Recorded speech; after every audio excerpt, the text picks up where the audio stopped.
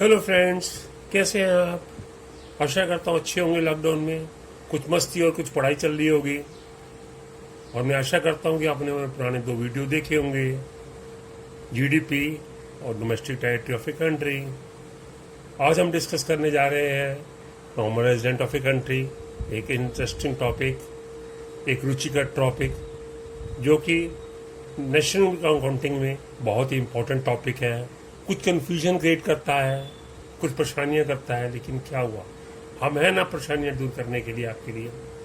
तो आशा करता हूँ कि you have seen my previous videos on GDP and domestic territory of a country.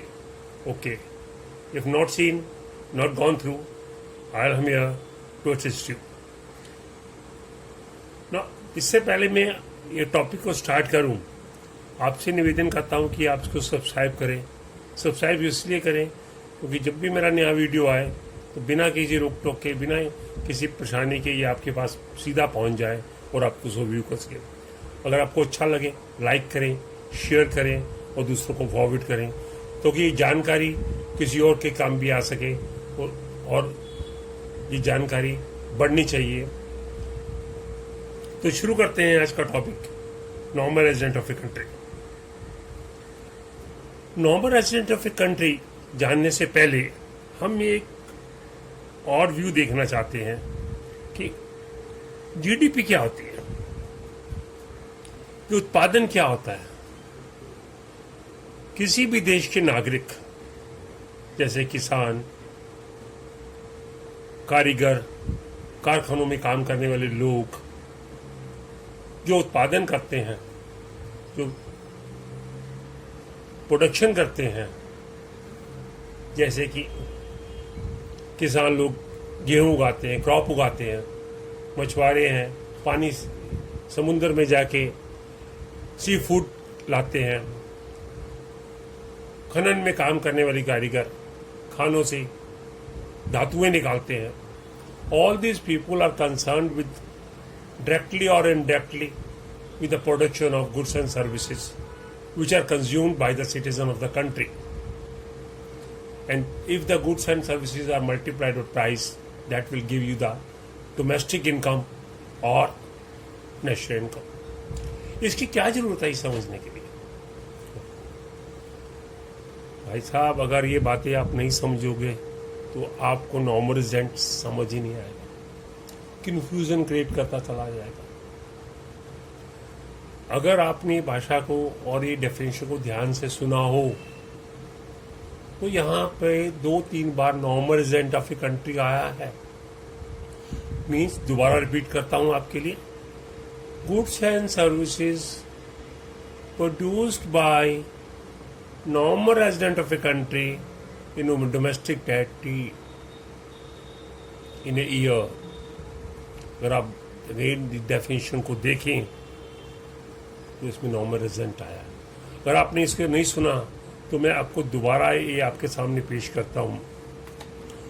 Some total of factor income, employees, rent, interest, profit earned by normal resident of a country, no matter where it is generated with in the domestic of a country और outside by normal resident और non resident. इसी परिभाषा के अंदर, इस national income की परिभाषा के अंदर, डोमेस्टिक टेरिटरी के अंदर अगेन एंड अगेन वर्ड्स आ रहा है नॉर्मल रेजिडेंट, वेदर रेजिडेंट और नॉन रेजिडेंट। तो this is a confusing thing.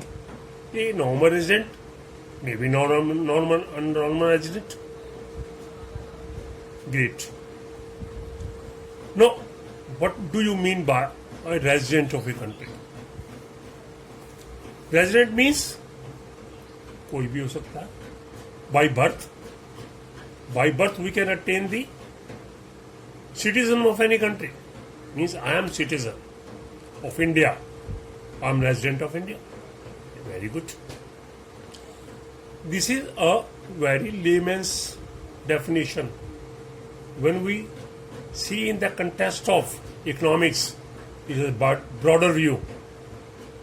It is widened view. So we study the or read the definition of normal region of a country in the pretext of economics. Now, the meaning of the resident is a person or institution who resides ordinarily in a country and whose center of interest lies in that country for more than 1 year. If you go through this definition, अगर आप इस definition को जानते हैं, नागरिक नहीं, एक institutions, इस डेफिनेशन को दो भागों में बांटते हैं, 4 भागों में, इसके इंपॉर्टेंट पॉइंट्स निकालते हैं जिससे कि कोई कंफ्यूजन ना रहे, कोई एम्बिग्यूटी ना रहे, कोई दुविधा ना रहे. मेन पॉइंट्स में आते हैं. क्या कहती है डेफिनेशन? ए पर्सन और इंस्टीट्यूशन, इंसान नहीं, व्यक्ति नहीं, व्यक्ति के साथ साथ एक संस्था, एक organisations, means person including institutions, factories where the people are working, वो काम करते हैं. Second is resides ordinarily in a country. That person should reside in a country. उसको वहां रहना है, ये नहीं कि चले जाना है. You should reside. You should work. Third is center of interest. Center of interest lies means economic interest. He should do some economic activities. He should do production. तो अगर ये बात समझ नहीं आती है तो चलो इलामत की बिजनेस स्टडीज की किताब में चलते हैं. वहां हम देखते हैं क्या इकोनॉमिक एक्टिविटीज किसे कहते हैं. What do you mean by economic activities? समझ आ गया होगा? नहीं तो सुनिए. Economic activity means earning livelihood, doing production, earn money, then only economic interest. Economy means working, doing something to earn livelihood. If a person or institutions do not have the economic interest, means if he is not doing production, consumption, investment, all these economic activities, he will not be a normal resident. His income will not be included in the national income of a country or domestic income of the country. Another is very important point is period of 1 year, means 12 months. Very important. बहुत ध्यान देने योग्य बात, बिल्कुल ध्यान रखना है कि पीरियड ऑफ 1 ईयर, 12 महीने. अब 12 महीने 2 तरह से होते हैं. साल होता है April to March, means 12 months. January to December 12 महीने. कुछ लोग ऐसे होते हैं कि वो 12 महीने से पहले ही देश छोड़कर चले जाते हैं. कैसे करें? ये एक और मुश्किल की बात. नौ इसे एक और तरीके से समझते हैं. Other points, normal residents include both citizens resident and non resident. Citizens होने चाहिए, नॉर्मल होने चाहिए, बाय बर्थ अटेन कर सकते हैं. Economic interest means he must do the economic activities, means consumption, saving, investment. Third, most important, most attentive, ध्यान योग्य देने बात, international bodies are not resident. आजकल के जमाने में अंतर्राष्ट्रीय चीजों में जो कुछ ऐसी संस्थाएं हैं जो कि किसी भी देश की नहीं है. There are some institutions who do not represent, who do not come under the preview of any country. America, England, India, किसी भी देश की वो नागरिक नहीं है. वो इंस्टीट्यूशंस हैं, वो इंटरनेशनल हैं, like World Bank, World Health Organisation, IMF, inter monetary fund, international monetary fund. they are not the resident of any country, but people working in those countries, those institutions, people working in those institutions may be representing any country. So these are the things point which must be remembered, which must be taken care of while deciding the normal resident of a country. चलो, अगर ये बात भी अच्छी नहीं लगती तो हम एक और देखते हैं कि नॉर्मल रेजिडेंट क्या होते हैं। अब इनमें नॉर्मल रेजिडेंट और नॉन नॉर्मल रेजिडेंट में एक डिस्टिंक्शन करते हैं। नॉर्मल रेजिडेंट और नॉन रेजिडेंट में एक डिस्टिंक्शन करते हैं, दोनों में अंतर समझते हैं। क्या अंतर है? Who are normal resident, who are not normal resident? First distinction: Indian working in foreign embassies in India. Nowadays, every country has one representative or more representative in other countries. Like India का representative, which is known as ambassador, America में हमारी embassy है, वहाँ काम करता है। वहाँ कुछ लोग और भी हमारे काम करते हैं। अमेरिका की एम्बेसी इंडिया के अंदर है, वहाँ पे इंडियंस काम करते हैं। अब दोनों में अंतर समझना। Means Indian working in foreign embassies in India, India में जो अमेरिका की एम्बेसी है वहाँ पर इंडियन लोग काम करते हैं, वो इंडियंस हैं, ना कि अमेरिका के, ना कि कनाडा के। Second, Indian employed in branches of international bodies located in India. अभी अभी मैंने एक बात बताई है कि there are certain international bodies like WHO, IMF, World Bank, UNO. There are international bodies, but their branches are located in different parts of the world. Means in India, America, England, Canada, France.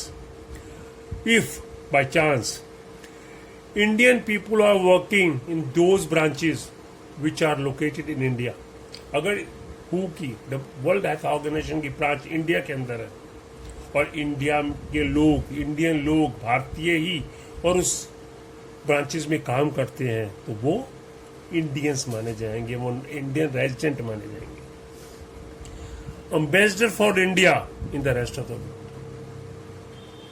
Russia के अंदर हमारी embassy है, वहाँ पे हमारे ambassador है, India से गया हुआ है, वो इंडियन रेजिडेंट होगा, वो इंडियन कहलाएगा, ना कि Russia. Local people working in the offices of international bodies, same बात, ब्रांचेस और local person working in the branches of international organisations और इंडियन।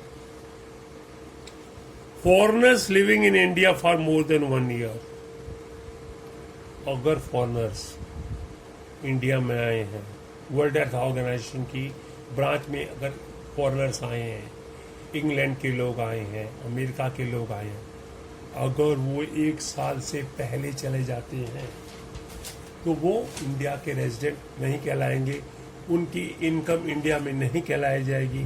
अभी अभी हमने एक बहुत बड़ा पॉइंट पढ़ा था, period of 1 year 12 months is considered. यहाँ पे ये बात ध्यान देने योग्य है कि पीरियड ऑफ 1 ईयर जरूर होना चाहिए। अब हम जानते हैं नॉन रेजिडेंट किन्हें कहते हैं। अब हम नॉन रेजिडेंट की व्याख्या करते हैं, इसके परिप्रेक्ष्य में पढ़ते हैं कि नॉन रेजिडेंट कौन है। Foreigners working in Indian embassies located abroad, जिस तरह से अमेरिका की एम्बेसी इंडिया के अंदर, लाइकवाइज इंडिया की एम्बेसी भी अमेरिका में, इंग्लैंड में, फ्रांस में है। अगर हमारी एम्बेसी अमेरिका के अंदर है, अगर अमेरिकन लोग उस हमारी भारतीय एम्बेसी में काम करते हैं, then they are foreigners, Americans, not Indians. Foreigners working in international bodies located in India. If international bodies, branches of international bodies in India, means international monetary fund की ब्रांच इंडिया के में दिल्ली में है, Canada का officer वहाँ के depute होके आया है, वो दिल्ली की ब्रांच में काम करता है इंटरनेशनल मॉनेटरी फंड में, कैनेडन होगा, इंडियंस नहीं होगा, बिल्कुल नहीं, किसी भी हालात में नहीं। Ambassador in India from rest of the world, rest of world से रशिया, इंग्लैंड, ऑस्ट्रेलिया, न्यूजीलैंड की एम्बेसीज जो इंडिया के अंदर है, लोकेटेड है, दिल्ली में लोकेटेड है, बॉम्बे में लोकेटेड है, then they are non-resident. They belong to the country in which that embassy represent. New Zealand की एम्बेसी इंडिया में, न्यूजीलैंड का रिप्रेजेंटेटिव इंडिया में न्यूजीलैंडर। जर्मनी की एम्बेसी इंडिया के अंदर, दिल्ली के अंदर, वहाँ का एम्बेसडर जर्मन, तो जर्मन ही कहलाएगा क्योंकि हम जर्मन वर्ड यूज कर रहे हैं। Foreigners working in branches of international bodies located in the same point जो हमने ऊपर डिस्कस की है। Foreigner technical staff work in India for a period of less than 1 year. Indian staff working for less than 1 year. India ने bullet train चलाने का फैसला किया है, बॉम्बे के अंदर बुलेट ट्रेन आएगी इंडिया की, और उस बुलेट ट्रेन को चलाने के लिए हमने जापान की कंपनी को ऑर्डर दे रखा है। अगर जापान के टेक्नीशियंस बुलेट ट्रेन बनाने के लिए एक्सपर्ट नॉलेज देने के लिए आते हैं और 1 साल के भीतर ही वापस चले जाते हैं, तो they are not Indians, they are Japanese. Another important point is that borderline workers. Borderline workers are those workers who live near the border and cross the country and goes to another country, nearby country, to earning livelihood and come back to India in the evening. So they are the resident of a country where they live in their native place, not from where they earn income. Because वो साल से पहले ही अंदर आ जाते हैं। कुछ लोग जो हैं वो साल के अंदर ही वापस चले जाते हैं, या इंडिया वापस आ जाते हैं, या किसी अपने देश को, अमेरिका, इंग्लैंड को चले जाते हैं। एग्जाम्पल्स, प्लेयर्स ऑस्ट्रेलिया की टीम, क्रिकेट टीम इंडिया में आई, 2 महीने खेली, 4 महीने खेली, वापस ऑस्ट्रेलिया चलेगी, दे नॉट रेजिडेंट्स। स्टूडेंट्स पढ़ने के लिए आए, डिप्लोमा करने के लिए आए, 6 महीने पढ़े, 7 महीने पढ़े, वापस रशिया चले गए, और या इंडियन कनाडा से वापस इंडिया आ गए for medical treatment. The people for medical treatment, medical treatment कराने के लिए, इलाज कराने के लिए, चिकित्सा कराने के लिए अगर हम 1 साल से ज़्यादा टाइम बाहर लगाते हैं तो वो हम नॉन रेजिडेंट नहीं कहलाएंगे, हम इंडियंस कहलाएंगे। इन सब बातों को ध्यान में रखते हुए ही किसी भी देश की डोमेस्टिक इनकम और राष्ट्रीय आय और नेशनल इनकम काउंट की जाती है। इन सब बातों को अगर ध्यान से देखेंगे या पढ़ेंगे तो आपको normal resident of a country की परिभाषा समझ आएगी, ऑल कन्फ्यूजन्स दूर हो जाएंगे, कोई भी कन्फ्यूजन नहीं रहेगा, कोई गलतफहमी नहीं रहेगी, कोई भी दुविधा नहीं रहेगी। इसके बावजूद भी apart from that, if you have some doubts, if you have some confusion, write your comments in the comment box so that I can prepare another, एक नई वीडियो बना के आपकी दुविधाओं को और आपकी समस्या का समाधान करूंगा। Thank you very much, thanks.